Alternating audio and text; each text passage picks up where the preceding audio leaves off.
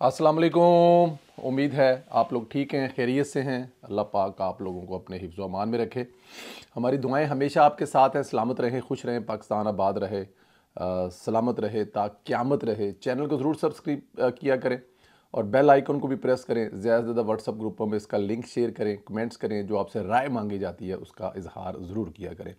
दोस्तों, बहुत सारी खबरें हैं, लेकिन एक दिल रंजीदा कर देने वाली चीज़ जो है, हमारे कल्चर को, हमारे माशरे को जिस तरह तबाह किया है, एक ख़ास सोच ने अपने फ़ायदे के लिए, उसको जब भी देखता हूँ बड़ी दुख और तकलीफ़ होती है। बेगम कुलसूम नवाज़ साहिबा बीमार थी, उन्हें कैंसर था। इमरान खान समेत पूरी पीटीआई ने इनका मजाक उड़ाया, इनकी बीमारी पर सियासत की, यहाँ तक कि इनकी वीडियो बनाने के लिए कमरे तक में डॉक्टर के भेस में घुस गए। घटिया सियासत पर शर्म तक न आई। और फिर जब इनकी वफ़ात हुई, वो कहा था शायद नवाज शरीफ साहब ने कि यकीन दिलाने के लिए कि वे बीमार हैं, मेरी बेगम को भी मरना पड़ा। मतलब इससे बड़ा दुख और तकलीफ़ क्या हो सकता है। बाकायदा तौर पर वो कोई सोशल मीडिया के वर्कर्स नहीं थे जो मजाक उड़ाते थे। पाकिस्तान तहरीक इंसाफ के मेन स्ट्रीम के मीडिया के जो लोग थे वो भी कुलसूम नवाज़ की बीमारी पर मजाक उड़ाया करते थे और कहा करते थे कि हमारे लंदन में बड़े सोर्स हैं, हमें पता है हस्पताल के अंदर बैठकर पिज़्ज़े खाए जा रहे हैं, किसी किस्म की कोई बीमारी नहीं है। मियाँ मोहम्मद नवाज शरीफ साहब जब बीमार हुए तो भी आपके सामने था। उनकी बीमारी पर, प्लेटलेट्स पर, जिस तरह के वो डॉक्टर अब दुनिया में नहीं रहे, शमसी साहब शायद नाम था उनका, कराची से, जिन्होंने वो रिपोर्ट किया था कि वो हैरान है कि मियाँ नवाज शरीफ साहब सर्वाइव कैसे कर गए हैं, जितने प्लेटलेट्स उनके गिरे। इमरान खान साहब ने खुद अपने डॉक्टर, फैमिली डॉक्टर और उनका जो हॉस्पिटल है उसके डॉक्टर से चेक करवाने के बाद नवाज शरीफ साहब को बाहर जाने की उनकी हुकूमत ने इजाज़त दी, लेकिन जब भी मौका मिला उसका मजाक उड़ाया। और ये कर कौन रहा है? एक ऐसा इंसान कर रहा है जिसकी अपनी वालदा जो है वो एक बीमारी से, कैंसर जैसे मौजी बीमारी से इस दुनिया से गई, और उन्होंने माँ की मोहब्बत में एक हस्पताल बनाया कि वो अब कैंसर से किसी को मरने नहीं देंगे। लेकिन दूसरी तरफ उनका और उनकी जमात का रवैया, उनका मैं इसलिए कह रहा हूँ कि उन्होंने कभी मना नहीं किया। खान साहब ने, वो जो कर रहे होते हैं, खान साहब इस पर खुश हो रहे होते हैं। खैर, अब वही रवैया मरियम नवाज साहिबा के साथ दिखाया जा रहा है। वो इलाज की गरज से बाहर है। इससे पहले भी, वो साल पहले भी वो ये करवा चुकी हैं इलाज। अब फिर उनके कुछ टेस्ट चल रहे हैं और उनका कुछ इलाज चल रहा है। पीटीआई का अपना ही एक सहाफ़ी है जो अमेरिका भाग गया हुआ है, वहाँ से बैठकर रिपोर्ट कर रहा है कि मरियम नवाज को भी कैंसर का मर्ज है। अपना सहाफ़ी पीटीआई का ये रिपोर्ट कर रहा है, जिसकी कोई तस्दीक नहीं है, जिसका किसी को कोई पता नहीं है, लेकिन पीटीआई का एक अपना सहाफ़ी जो इस वक्त अमेरिका में है, वो वहाँ से बैठ के कोट कर रहा है मरियम नवाज साहिबा को कैंसर है। लेकिन इसके बावजूद पाकिस्तान तहरीक इंसाफ का रवैया जो वो आप देख सकते हैं। अगर वो इलाज करवाने गए हैं, अब वो अपने होटल से निकल कर क्लिनिक की तरफ जा रहे हैं या होटल से निकल होटल की तरफ वापस जा रहे हैं, तो जिस किस्म का रवैया अपनाया गया वो आपके सामने है। आज फिर मरियम नवाज़ की बीमारी का मजाक उड़ाया जा रहा है। खुदा ना करे उनको कोई ऐसी बीमारी हो जो ख़तरनाक हो। अल्लाह ताला की ज़ात किसी के प्यारे को भी कोई ऐसी बीमारी ना हो जो जिससे कोई तकलीफ़ उठाए। मरियम नवाज साहिबा तो इस पंजाब की बेटी हैं। 6 महीने में पंजाब का नक्शा बदलने वाली वो अजीम खातून है। अल्लाह पाक उन पर अपनी शफ़क़त का साया कायम रखे और उनको तमाम बीमारियों से दूर रखे। लेकिन ये जो मुआशरे में बिगाड़ पैदा हो गया है, या मुआशरे में अपने ज़ाती फ़ायदे के लिए जो पैदा कर दिया गया है, अल्लाह ताला की ज़ात उससे भी महफूज रखे। खैर, सियासी रंग देने वालों को भी खुदा की ज़ात हदायत दे। चलते हैं जी। पीटीआई ने अपने ही बंदे जो है ना वो गिरफ्तार करवाने शुरू कर दिए। जब प्रेशर बढ़ जाता है, जब तनकीद होती है, तो ये फिर कहना शुरू कर देते हैं अमरीकी झंडा लहराने वाला हम में से नहीं है। अब पता चला है कि तहरीक इंसाफ ने स्वाबी जलसे में अमरीकी झंडा लहराने वाले के खिलाफ कार्रवाई का फैसला किया है। गंडापुर हुकूमत ने जलसे में अमरीकी झंडा लहराने को मुस्तरद किया और इस अमल से लातल्की का इजहार किया। उन्होंने कहा कि वज़ीर खैबर पख्तूनख्वा भी अमेरिका का झंडा लहराने पर गुस्से का इजहार कर रहे हैं। इस जलसे में अमेरिका झंडा लहराने वाले के खिलाफ सख्त कार्रवाई करेंगे। और गंडापुर गुस्सा दिखा रहा है, उस वक्त उसी शख्स को गिरफ्तार करते जब वो किया था तो वो ज़्यादा बेहतर होता, लेकिन क्योंकि अब तनकीद जो है वो इतनी ज़्यादा हो गई है कि उस तनकीद के बाद गिरफ्तारी करनी पड़ी है। बल्कि मैं तो इससे भी आगे हैरान परेशान हूँ कि कल शेर अफजल मरवत साहब से जब टीवी में सवाल किया गया कि आपके जलसे में अमेरिका के झंडे क्या कर रहे थे, पहले तो वो इधर उधर देखते रहे, फिर उन्होंने कहा जी, सवाल दोबारा दोहराना पड़ा एंकर को, तो उन्होंने कहा जी वो कोई पटवारी था, वो झंडा लेके हमारे जलसे में आ गया था। और वो पटवारी पूरे जलसे में जब तक वो जलसा चलता रहा वो झंडा लहराता रहा, किसी यूथियों को शर्म ना आई कि उस पटवारी को वहाँ से निकाल दें। लेकिन खैर क्या हो सकता है, स्मोग ने पाकिस्तान में जीना मुहाल कर दिया है। स्मोग के पेश नज़र पंजाब के मुख्तलिफ शहरों में आउटडोर सरगर्मियों पर पाबंदी आयद कर दी गई है। हुकूमत पंजाब की जानिब से नोटिफिकेशन मुताबिक 11 नवंबर से 17 नवंबर तक आउटडोर सरगर्मियों पर पाबंदी बरकरार रहेगी। पाबंदी का इतलाक डिस्ट्रिक्ट लाहौर, मुल्तान, फैसलाबाद और गुजरांवाला पे होगा। अलामिया में कहा गया है कि मुतल्लका तारीखों के दौरान हर किस्म के आउटडोर खेलों, नुमाइशों और तकरीबात पर पाबंदी है। रेस्टोरेंट की आउटडोर डाइनिंग पर भी पाबंदी आयद है, तहम मजहबी इज्तिमात मुश्तनी होंगे। दुकानें, मार्केट और शॉपिंग मॉल रात 8 बजे बंद, तहम medical store, laboratories, petrol pumps और किराना स्टोर भी जो है वो खुले रहेंगे। जाहिर है क्योंकि यहाँ पे ज़रूरियात ज़िंदगी है जो मेरी और आपकी ज़रूरत है उसके लिए चाहिए। डिपार्टमेंटल स्टोर में सिर्फ ग्रॉसरी और मेडिकल स्टोर सेक्शन खुले रहेंगे। चस्के वाले जो हैं वो सारे सेक्शन बंद रहेंगे। लेकिन जो अब खुला है तो खुला है। खैर पाकिस्तान में किसी ने क्या इस पर अमल दरामद करना चाहिए। लेकिन एक बात बताऊँ मैं, खाली हुकूमत की ज़िम्मेदारी नहीं है ये।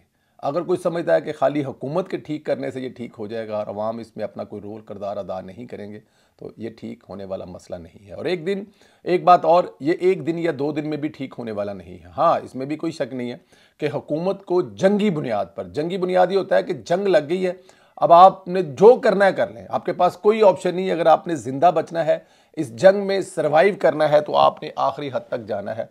ये बिल्कुल, इसमें कोई शक नहीं है कि हुकूमत को जंगी बुनियादों पर करना चाहिए।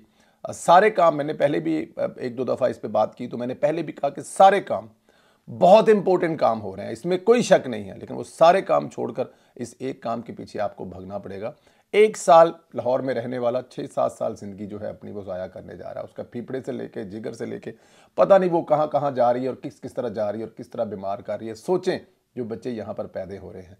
तो ये हुकूमत के साथ साथ अवाम का भी फ़र्ज़ है, और हुकूमत का तो मेरे ख्याल में बहुत ज़्यादा है। आज भी हुकूमत शुरू करे तो शायद 10 साल लगेंगे इसको साफ़ करने के लिए। और उसमें एक एक रक्शे चलाने से लेकर, गाड़ी चलाने से लेकर, भट्टा चलाने से लेकर, चिमनियों से धुआं निकलने से, आई डोंट नो, किसानों से लेकर पता नहीं कौन कौन इसमें हिम्मत और हौसला करेगा तो हमारी इससे जान छूटेगी। कल कुछ देर के लिए VPN बंद हुए तो पूरे पाकिस्तान में एक सनसनी खैज फैल गई। हिजान की कैफियत थी कि हो क्या गया है। इससे मुतल्लक पता चला हुकूमत ने इतवार को 24 से ज़ायद जो ये VPNs को ब्लॉक करने का 6 घंटे का ट्रायल किया। VPN की बंदिश के हवाले से जो आर्जी बंदिश वो 4 बजे से रात 10 बजे के दरमियान जारी रही। बताया जा रहा है कि एक साथ 20 से ज़ायद VPNs को रोकने के लिए आजमाइशी कोशिश की गई। VPN की बंदिश से मुख्तलिफ कारोबारी अदारों की वजह से ख़त्म की गई है, क्योंकि ये कारोबारी अदारे महफूज और मुअस्सर मवासलात के लिए VPN पर इन्हिसार करते हैं। मुस्तकबिल में तमाम गैर रजिस्टर्ड VPN जो हैं सार्फिन को मुमकिना बंदिश का सामना करना पड़ सकता है, क्योंकि हुकूमत अपनी फायरवाल की सलाहियतों को मजबूत बनाने जा रही है। सितंबर में VPN पर पाबंदियों के हवाले से ज़ेर गर्दिश नौजवानों के जवाब में PTA ने वाज़ा किया था कि वो VPNs ब्लॉक करने का इरादा रखती है। लेकिन इसके बावजूद PTA ने कारोबारी अदारों को बशमूल IT कंपनीज को, सॉफ्टवेयर हाउसेस, फ्रीलांसेस और बैंकों पर जोर दिया कि अगर वो बदस्तूर VPN इस्तेमाल जारी रखना चाहते हैं तो अपने VPN को सिस्टम को रजिस्टर करें, ताकि जो सार्फिन हैं उनके लिए बिला तेतर इंटरनेट की फराहमी को यकीनी बनाया जाए। अब देखें, इस फितने का इलाज भी ज़रूरी है, इसमें तो कोई शक नहीं है। लेकिन इस फितने का इलाज अगर इंटरनेट बंद करके करना है तो फिर मेरे ख्याल में सुलह कर लेनी चाहिए, क्योंकि इंटरनेट बंद करके तो आप नहीं कर सकते ना। अगर आप समझते हैं कि इंटरनेट बंद कर देंगे, VPNs बंद कर देंगे, ट्विटर बंद कर देंगे, टिकटॉक बंद कर देंगे और मुकाबला हो जाएगा, तो फिर ज़ाहिर है हुकूमत जो है या जो मुख्तलिफ अदारे हैं जो प्राइवेट सेक्टर में जो बिज़नेस काम कारोबार है उनका क्या होगा। तो इसका इलाज आप ज़रूर करें, करना भी चाहिए, लेकिन मुअस्सर तरह से। ये जो तरीक़ाकार है, इस तरीके से आप अपना नुकसान ज़्यादा कर रहे हैं और ये जो नौजवान नस्ल है इसको मज़ीद अपना दुश्मन बनाता जा रहे हैं। आप दुनिया का बेहतरीन काम इस वक्त कर रहे हैं पाकिस्तान में, आपकी मईशत बेहतर हो रही है, आप नौजवानों के लिए हज़ारों प्रोग्राम लेके आ रहे हैं, आप रोज़गार जो है वो हर गुजरते दिन के साथ उसमें इजाफा हो रहा है, महंगाई कम करने की कोशिश कर रहे हैं, पाकिस्तान में सरमायाकारी आ रही है, लेकिन फिर भी आपको पसंद की नज़र से नहीं देखा जा रहा। नौजवान जो है वो आपको इस बारे में आप पर कड़ी तनकीद करता है। और ऊपर से अगर आप इंटरनेट बंद कर देंगे, जो नौजवानों का रोज़गार भी है उसमें 5% 7% ऐसे लोग हो सकते हैं जो इंटरनेट के ज़रिए मुख्तलिफ मसाइल पैदा कर रहे हैं, लेकिन 80% 90% तो अपने रोज़गार के लिए कोशिश कर रहे हैं, उनका रोज़गार ही इंटरनेट से है, फ्रीलांसर हैं। तो इसलिए थोड़ा सा इस पर एहतियात करनी चाहिए, एहतियात से चलना चाहिए।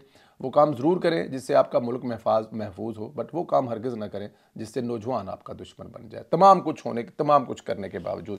इसमें भी एक वीलॉग करेंगे हम कि क्या ऐसी वजह है कि मरीम नवाज़ अपने दौर का बेहतरीन काम कर रही हैं, शहबाज शरीफ साहब जो हैं वो अपना बेस्ट दे रहे हैं, हमें वो नज़र भी आ रहा है, लेकिन फिर भी तनकीद सबसे ज़्यादा उन्हीं पर हो रही है। इस पर एक वीलॉग करेंगे, कुछ तफसीलात, कुछ चीज़ें ऐसे इकट्ठे कर रहे हैं, इंशाल्लाह इस पर जल्द एक वीलॉग करेंगे। खैर आखिर में बताऊं कि शेर अफजल मरवत ने खान पर एक और हमला किया है, यानी नजरियाती हमला कर दिया है। मरवत से पूछा गया कि टीटीपी को वापस कौन लाया, आपकी जमात ही तो वापस लेके आई थी जो ये इतने बड़े मसाइल पाकिस्तान में कर रही है। तो मरवत ने कहा कि हमारी मत मारी गई थी, जो फैज़ पर यकीन कर लिया, अब मुत बोलें कि मत मारी गई थी, जो फैज़ पर यकीन किया और तालिबान। देखें, ये मसले का हल नहीं है मरवत साहब कि अगर आप कहेंगे हमारी मत मारी गई और आपको कौम माफ़ कर दे। आपका जुल्म जितना इस पाकिस्तान पर हो रहा है, जिस तरह से हो रहा है, वो माफ़ी के काबिल नहीं है। जिस टीटीपी को पाकिस्तान से भगाया गया था, उनका नामो निशान ख़त्म किया गया था, उनके ठिकाने तबाह बर्बाद किए थे, लाखों पाकिस्तानियों ने कुर्बानियाँ दी थी उस जंग में, जो जंग उनके ख़िलाफ़ लड़ी गई थी पाकिस्तान आर्मी ने। उसमें पाकिस्तान आर्मी के साथ साथ सिविलियन की एक बहुत बड़ी हिजरत, सिविलियन की एक बहुत बड़ी कुर्बानियाँ शामिल थी। लेकिन आपने उन तमाम चीज़ों को पसे पर्दा डालते हुए जो टीटीपी को वापस लेके आए थे, उसकी तबाही आज पूरी कौम भुगत रही है। तो खाली ये कह देना कि मत मारी गई थी, हम लोग बेवकूफ़ थे, खान फैज़ के कहने पर ये सब कर लिया था, इससे गुजारा नहीं होगा। ये बहुत बड़ा जुल्म किया है शेर अफजल मरवत साहब आपके लीडर ने, जो अब हम पूरी कौम भुगत रही है। दोस्तों, आपसे गुजारिश है कि आप चैनल को ज़रूर सब्सक्राइब करें, बेल आइकन को प्रेस करें, VPNs को बंद करने के बारे में राय का इजहार करें। इंटरनेट कितना ज़रूरी है, हुकूमत को इस फितने का मुकाबला करने के लिए इंटरनेट के अलावा और क्या क्या करना चाहिए। क्या इंटरनेट बंद करने से ये फितना ख़त्म हो जाएगा? क्या VPNs बंद करने से जो फ्रीलांसर बैठकर काम कर रहे हैं, बैंकिंग सेक्टर काम कर रहा है, बहुत सारी जगहों पे यूज़ होता है, उसको बंद करने से पाकिस्तान का जो नुकसान होगा वो किसी तरह से पूरा किया जा सकता है? बहुत सारे दूसरे मौजू हैं, अपनी राय का इजहार करें और इंशाअल्लाह ताला आपसे अगले वीलॉग में फिर मुलाकात होगी। तब तक के लिए मुझे इजाज़त दें, अपना ख्याल रखें, खुदा हाफिज़।